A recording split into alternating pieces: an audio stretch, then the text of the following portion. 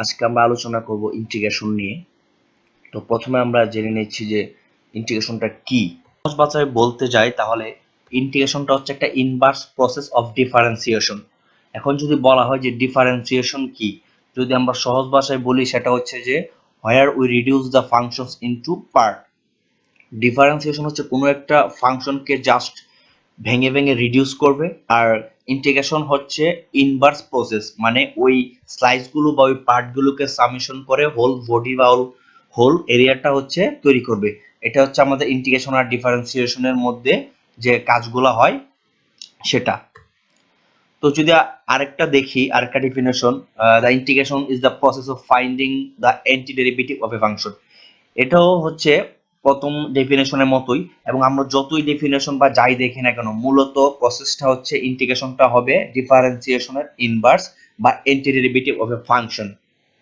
একটা আরেকটা বিপরীত, এই জিনিসটা খেয়াল রাখতে হবে। একটা হচ্ছে ভেঙে ছোট করে, আরেকটা হচ্ছে ছোট জিনিসগুলোকে সামেশন করে বড় করে।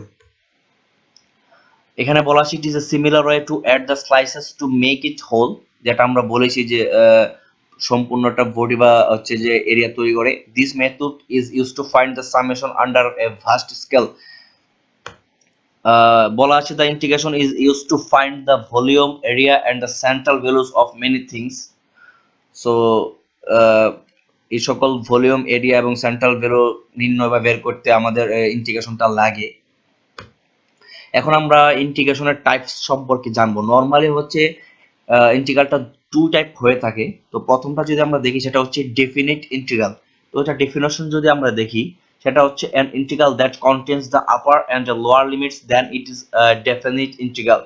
ডেফিনিট ইন্টিগ্রালে মাস্ট হচ্ছে আপার এবং লোয়ার লিমিট থাকবে, এবং এই জন্য এটাকে ডেফিনেট বলা হয়, কারণ হচ্ছে আপার এবং লোয়ার লিমিটের মধ্যে হচ্ছে একটা এটা নির্দিষ্ট হয়ে যায়, এর বাইরে যাওয়ার কোনো সুযোগ নেই। এই জন্য হচ্ছে একটা আপার এবং লোয়ার লিমিটের মধ্যে হচ্ছে ডেফিনেট থাকে, সেজন্য এটাকে বলা হয় ডেফিনেট ইন্টিগ্রাল। আরেকটা হচ্ছে ইনডিফিনিট ইন্টিগ্রাল। ইনডিফিনিট ইন্টিগ্রালের ডেফিনেশন যদি আমরা বলতে চাই যে সেটা হচ্ছে ইনডিফিনিট ইন্টিগ্রালস আর defined without upper and lower limit. এখানে কোনো লিমিট থাকবে না, কোনো লিমিটের সীমাবদ্ধতা থাকবে না, এর জন্য এটাকে ইনডিফিনিট ইন্টিগ্রাল বলা হয়। আর ইনডিফিনিট ইন্টিগ্রালে একটা জিনিস খেয়াল রাখতে হবে, যে ফাংশনটাকে আমরা ইন্টিগ্রেশন করছি, যে রেজাল্টটা বেরোবে সেটার সাথে একটা কনস্ট্যান্ট অ্যাড করতে হবে, কারণ এখানে হচ্ছে আমাদের কোনো লিমিট নাই, সেহেতু সেটা হচ্ছে ইনডিফিনিট ইন্টিগ্রাল। আর ইনডিফিনিট ইন্টিগ্রাল আমরা একটা কনস্ট্যান্ট অ্যাড করব, সেটা হচ্ছে সি। এখানে কিছু ডিফারেন্সিয়েশন ফর্মুলা এবং কিছু ইন্টিগ্রেশন ফর্মুলা দেওয়া আছে, এই কারণেই জিনিসটা বা ফর্মুলাগুলো দেওয়া হয়েছে যে আমরা বলেছি যে ইন্টিগ্রেশন হচ্ছে ডিফারেন্সিয়েশনের ইনভার্স প্রসেস। এখন কিভাবে ইনভার্স সেটা আমরা দেখব। এখানে নাম্বার 1 এ আছে ddx x ইকুয়াল 1, মানে এক্স এর সাপেক্ষে এক্স এর ডেরিভেশন হচ্ছে 1। এখানে আমার 1 চলে আসছে। এখন আমরা বলেছিলাম যে ইন্টিগ্রেশনটা হচ্ছে ডিফারেন্সিয়েশনের অ্যান্টি ডেরিভেটিভ। তো আমাদের এই আনসারটাকে যদি আমরা হচ্ছে অ্যান্টি ডেরিভেটিভ মানে হচ্ছে ইন্টিগ্রেশন যদি করি, তাহলে আমাদের যে ফাংশন ছিল F of x or equal x, যাই বলি না কেন, এই এক্সটা চলে আসবে একটা কনস্ট্যান্ট সহ, কারণ যেহেতু এটা আমাদের হচ্ছে একটা ইনডিফিনিট ইন্টিগ্রাল হচ্ছে। তো আমাদের হচ্ছে যে ফাংশনটা দরকার, যে ফাংশনটাকে ডেরিভেশন করেছিলাম সেটা হচ্ছে আমরা পেয়ে গেছি। অনুরূপভাবে যদি আরেকটা দেখি ddx ax ইকুয়াল a, এখানে আমরা x এর সাপেক্ষে হচ্ছে ax কে ডেরিভেটিভ করছি। তো এখন একটা জিনিস খেয়াল রাখতে হবে, ডেরিভেশন, ডিফারেন্সিয়েশন অথবা ইন্টিগ্রেশন আমরা যাই করি না কেন, এক্ষেত্রে যদি কোনো কনস্ট্যান্ট থাকে, মানে আমরা যার সাপেক্ষে হচ্ছে এটা ডেরিভেশন বা ইন্টিগ্রেশন করব, যদি ওইটার মধ্যে কোনো একটা ভ্যালু থাকে যেটা হচ্ছে ওই যার সাপেক্ষে হওয়ার কথা ছিল তার সাথে রিলেটেড না, সেটা হচ্ছে কনস্ট্যান্ট আকারে গণ্য করা হবে এবং সেটা হচ্ছে বের করে নিয়ে আসবো। এখন আমরা যদি এটা দেখি ddx ax, a কোনোভাবে হচ্ছে x এর সাথে রিলেটেড না, সো হচ্ছে এ হচ্ছে এখানে কনস্ট্যান্ট হিসেবে গণ্য হবে। সো এ কে আমরা বের করে নিলাম। আর এখানে আমাদের থাকছে ddx x। তো ddx x এর ভ্যালু আমরা জানি কত, 1। তাহলে আমাদের a ইনটু 1 মানে হচ্ছে a। তো আমাদের ddx ax এর ভ্যালু চলে আসছে a। এখন আমরা যদি এটাকে অ্যান্টি ডেরিভেটিভ অর ইন্টিগ্রেশন করি, তাহলে আমাদের চলে আসছে ax প্লাস c। তো আমাদের ফাংশন ছিল ax, আমাদের ax আমরা পেয়ে গেছি। অনুরূপভাবে যদি আমরা সবগুলা দেখি, এগুলো হচ্ছে ডিফারেন্সিয়েশন, এবং এগুলার যে রেজাল্ট বা আউটপুট চলে আসছে, এগুলাকে যদি হচ্ছে আমরা এন্টি ডেরিভেটিভ বা প্রসেস অথবা ইন্টিগ্রেশন করি, তাহলে হচ্ছে আমরা যে ফাংশনটাকে ডেরিভেশন করেছিলাম ওই ফাংশনটা আমাদের পাওয়া সম্ভব, এখানে নর্মালি দেখা যাচ্ছে। তো এখানে আমরা কিছু ফর্মুলা দেখছি ইন্টিগ্রেশনের, এগুলো হচ্ছে আমাদের ম্যাথ করতে লাগবে এবং কখন কোনটা লাগে সেটা হচ্ছে ম্যাথের উপর ডিপেন্ড করবে। তো মোস্ট কমনলি আমাদের যেটা ইউজ হয় সেটা হচ্ছে এটা মাথায় রাখতে হবে, integration of x to the power n dx equal x to the power n plus one by n plus one.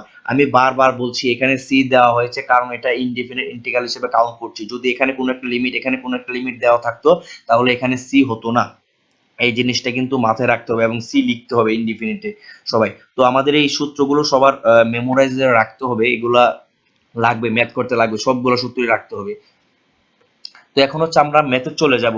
তো আমরা প্রথমে হচ্ছে কয়েকটা ইজি ম্যাথ দেখবো, অনেকের কাছে জিনিসগুলো সহজ মনে হবে, তো আমি যেহেতু প্রাথমিক লেভেলে বেসিকটা দেওয়ার চেষ্টা করছি, তো এটা আশা করি সবার একটু হলেও উপকার হবে। তো এখানে নর্মালি একটা দেওয়া আছে integration of x cube dx. আমরা যদি ফর্মুলায় যাই যে এখানে কোনটার সাথে যায়, এখানে যদি একটা জিনিস দেখি যে integration of x to the power n dx এর সাথে যায়, আর কোনটার সাথে কিন্তু ওটা ওভাবে যায় না বা কোনো ফর্মুলার সাথে মিলে না। তো আমরা এখানে চোখ বন্ধ করে এই ফর্মুলাটা বসাই দিব। এই ফর্মুলা অনুযায়ী এক্স কিউব, এই কিউব মানে হচ্ছে থ্রি, এটা হচ্ছে এন, তো এন এর ভ্যালু হচ্ছে 3। আমরা জানি integration of x to the power n dx মানে হচ্ছে x to the power n plus one by হচ্ছে এন প্লাস ওয়ান। তো এই অনুযায়ী আমাদের যে ম্যাথের ক্যালকুলেশন সেটা দাঁড়ায় x to the power three plus one by three plus one, এবং আমাদের আনসার চলে আসছে one by four into x to the power four plus c. এখানে কিন্তু সি দিতে হবে, এখানেও আমাদের সি দিতে হবে। তো আমাদের আনসার হচ্ছে এটা। খুব ইজি জিনিস, জিনিসগুলো বুঝতে হবে। এখানে আরেকটা দেওয়া আছে integration of x cube plus x. এখন একটা জিনিস, এটা হচ্ছে আমরা প্লাস থাকুক মাইনাস থাকুক, এটা হচ্ছে আমরা আমাদের প্রয়োজন ভেদে সেপারেশন করতে পারি, যেমন আমরা এখানে করেছি। এই যে এক্স কিউবকে আলাদা করে নিয়েছি, এক্স কে আলাদা করে নিয়েছি। এটা ইন্টিগ্রেশন ডিফারেন্সিয়েশনের ক্ষেত্রে উভয় ক্ষেত্রে পসিবল যে এরকম আলাদা করা যায়।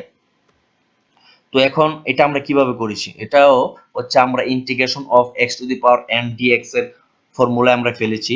যদি আমরা দেখি যে এক্স কিউব, এটাকে যদি আমরা করি এক্স কিউব মানে হচ্ছে x to the power three plus one আর হচ্ছে থ্রি প্লাস ওয়ান, তাহলে সেটা আমার দাঁড়াচ্ছে one by four to the power x to the power four, এটা আমাদের মিলে গেছে। আর এটা হচ্ছে এক্স, তাহলে এক্স এর যদি আমরা ইন্টিগ্রেশন করি আমাদের ওয়ান প্লাস ওয়ান বাই হচ্ছে ওয়ান প্লাস ওয়ান মানে হচ্ছে one by two into x x square plus c two. আচ্ছা এখন প্রশ্ন হচ্ছে ভাই যে এরকম অনেকগুলো থাকলে তো c one c two c three অনেকগুলো চলে আসবে, তাহলে আমরা কি করব?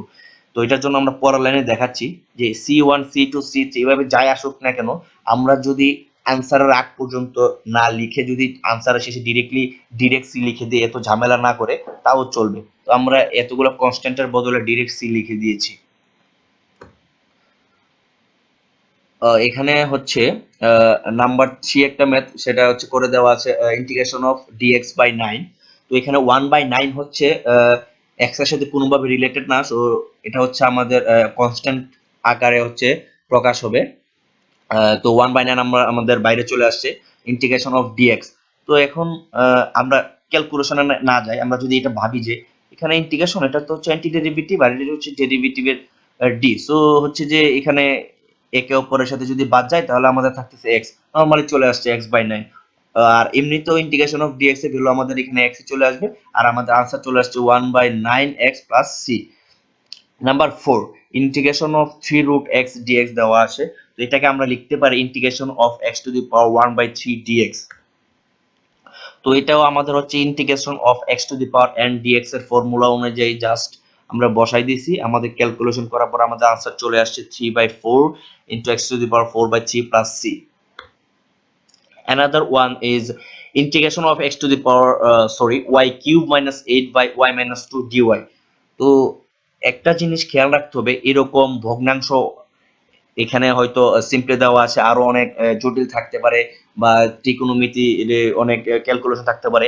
যদি হচ্ছে আমরা ইন্টিগ্রেশনে এই জায়গাটুকু বা ফাংশনটুকুকে ইজিলি ভাবে ক্যালকুলেট করে একটা নর্মাল প্রসেসে নিয়ে আসতে পারে তাহলে আমাদের জন্য ইন্টিগ্রেশনটা আরো ইজি হয়। তো এটা আমরা কিভাবে করতে হয় দেখি। আমরা হচ্ছে এখানে কোন সবচেয়ে ইজি ওয়ে বা যেভাবে করতে হবে সেটা হচ্ছে এখানে ভাঙার একমাত্র উপায় হচ্ছে y cube minus two cube, মানে টু কিউব হচ্ছে এইট চলে আসে। এখন a কিউব মাইনাস b কিউবের সূত্র যদি আমরা ফেলি তাহলে আমাদের আসতেছে y minus 2 into y square plus 2y plus 4 আর চলে আসতেছে y মাইনাস 2। এখন যদি আমরা উপরে নিচে y মাইনাস 2 কেটে তাহলে হচ্ছে আমাদের থাকে y square plus 2y plus 4। এখন কিন্তু আমাদের যে বেসিক ফর্মুলা ছিল যে integration of x two the power n dx সেই অনুযায়ী যদি আমরা ফালাই তাহলে হচ্ছে আমাদের ইজিলি আনসারটা চলে আসে আর এটা হচ্ছে আমাদের আনসার। আর যেহেতু এটা হচ্ছে একটা ইনডিফিনিট ইন্টিগ্রাল সো আমাদের হচ্ছে c চলে আসছে।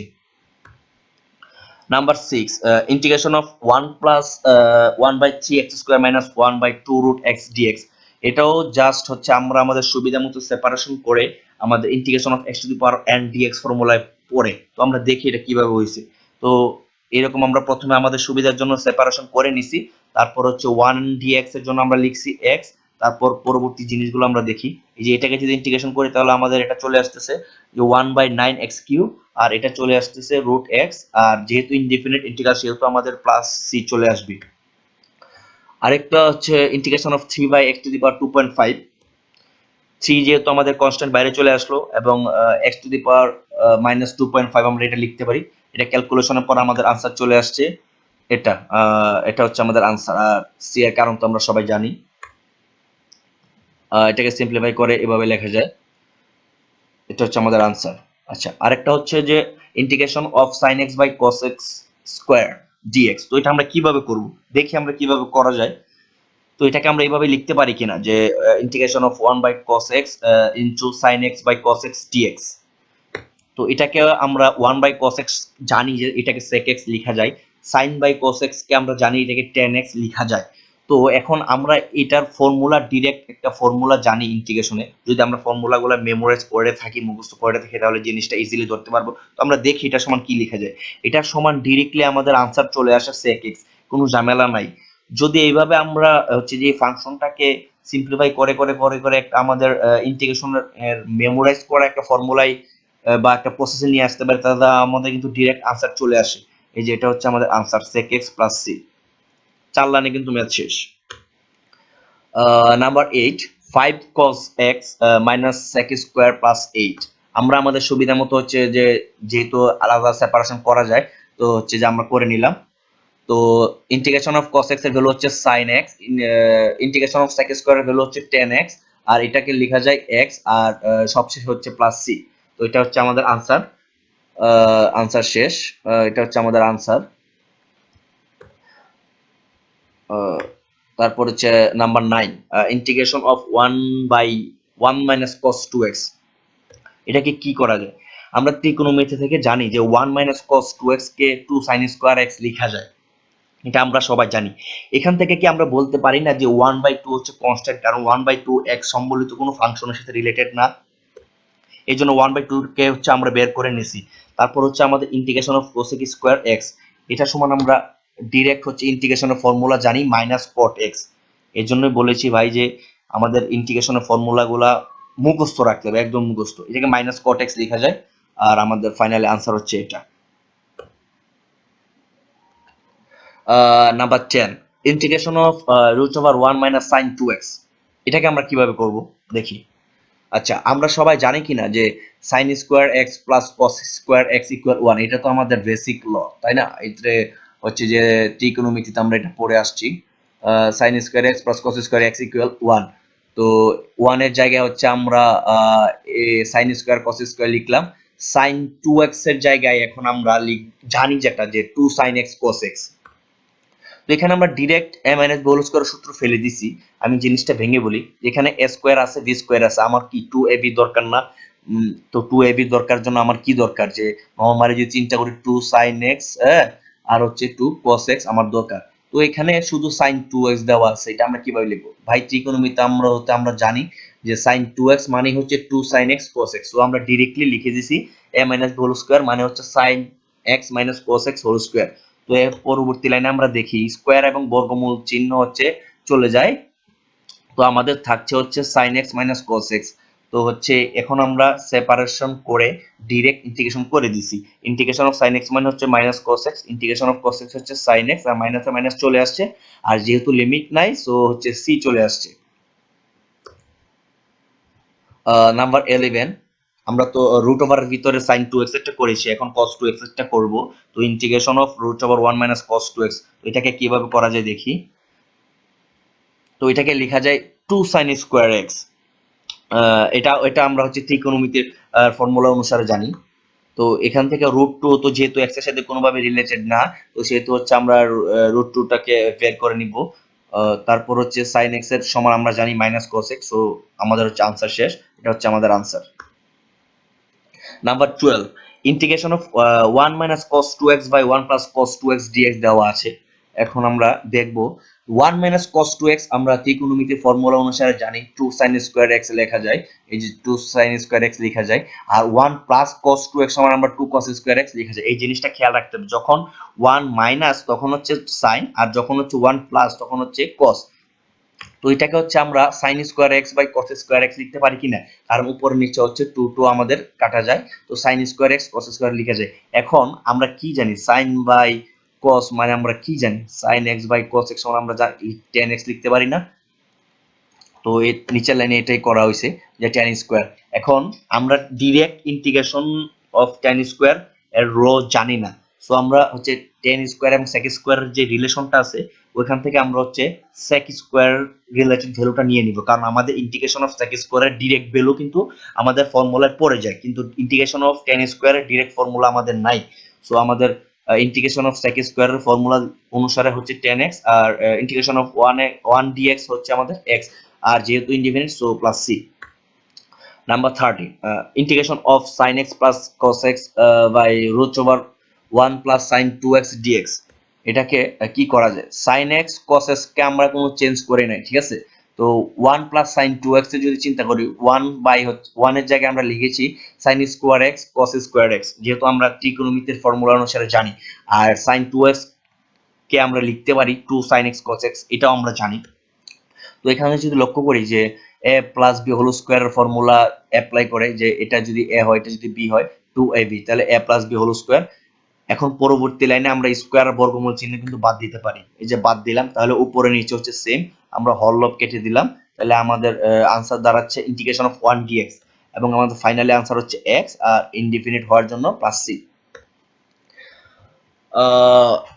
অ্যানাদার ওয়ান, এটা হবে কোসেক স্কয়ার, এখানে 2x নয়, এটা হবে কোসেক স্কয়ার।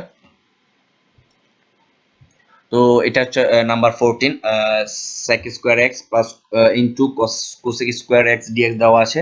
তো এটাকে আমরা এইভাবে লিখতে পারি কিনা যে 1 by cosec square x into 1 by sin square x লিখতে পারি কিনা। তো আমরা লিখলাম, আমরা এটা জানি ত্রিকোণমিতি ফর্মুলা অনুসারে জানি, তো যেহেতু ইনটু অবস্থা আছে এটাকে আমরা এইভাবে লিখতে পারি। তো 1 সমান আমরা কি লিখতে পারি, sin square x cos square x লিখতে পারি কিনা, কারণ আমাদের ত্রিকোণমিতির ফর্মুলা অনুসারে আমরা জানি। তারপর দুইটাকে সেপারেশন করে নিলাম, সেপারেশন করলে আমাদের এইটা এটা কাটা যাবে, এটা এটা কাটা যাবে, তাহলে আমাদের কি থাকছে 1 বাই cos স্কয়ার মানে sec স্কয়ার থাকছে, আর হচ্ছে 1 বাই sin স্কয়ার মানে cos স্কয়ার থাকছে। তো এখন যদি দেখি যে ইন্টিগ্রেশন অফ sec স্কয়ার আমাদের ফর্মুলা অনুসারে ডাইরেক্ট tan x চলে আসে, আর integration of cos square x আমাদের direct formula minus cot x চলে আসে। তো এটা হচ্ছে আমাদের answer, 10x minus cot x plus c হচ্ছে আমাদের answer. Number 15, integration of sec x tan x minus 3 cosec square x। তো এটা কি করা যায় দেখি, আমরা আমাদের প্রয়োজন মতো হচ্ছে প্রথমে আলাদা করে নিলাম, এখানে সামথিং রং, এটা হবে না, আচ্ছা। তারপর হচ্ছে এখানে ডাইরেক্ট লিখে দিছি, দেখেন ভাই হচ্ছে এখানে integration of sec x tan x আমরা আমাদের হচ্ছে ইন্টিগ্রেশন অফ ফর্মুলায় ডাইরেক্ট পড়ে যায়, এজন্য আমরা ডাইরেক্ট sec x লিখে দিছি। আর cosec স্কয়ার x ফর্মুলা হচ্ছে মাইনাস cot x। তো এখানে আমরা আমাদের জানা আছে বিধায় আমরা জাস্ট 4 লাইনে ম্যাথ শেষ করে দিছি, এবং এটা হচ্ছে আমাদের answer. Number 16, sec x into sec x minus tan x dx। তো এটাকে লেখা যায় যদি আমরা নরমাল গুণ করি আর কি, তাহলে সেটা হচ্ছে যে sec স্কয়ার x আর sec x tan x। এটাকে আলাদা করা যায়, ইন্টিগ্রেশন অফ sec স্কয়ার কি মানে আমরা তো তখন ম্যাথ করেছি, এটা তো পড়ে, তাই না। এটাকে আমরা লিখতে পারি 10, আর sec x tan x কে ইন্টিগ্রেশন করে আমরা লিখতে পারি sec x, আর যেহেতু ইনডিফিনিট সো এটা হচ্ছে c। সো গাইজ আজ এই পর্যন্তই, ধন্যবাদ সবাইকে।